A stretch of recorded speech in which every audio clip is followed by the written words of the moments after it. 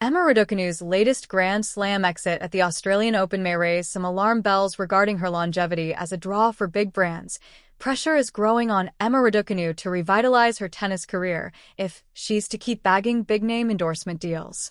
The former U.S. Open champion has attracted a slew of substantial sponsorships since storming the scene in New York nearly 5 years ago, but hasn't managed to build on that success. Her latest disappointment came at the Australian Open on Wednesday, when she was knocked out by Anastasia Potapova.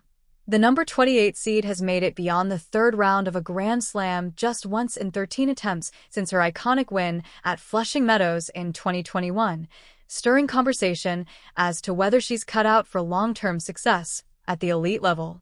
That will inevitably impact her desirability with major brands, many of whom expect to see their clients front and center at some of the biggest events in their field.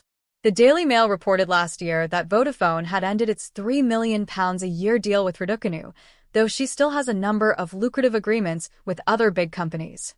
That security can't be guaranteed in the long run, however, especially if frequent injuries continue to hold Raducanu back.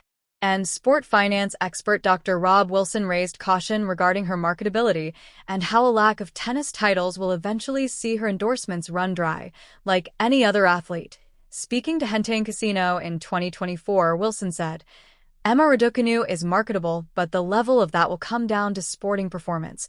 Whether that will be in the top echelons of the sport remains to be seen.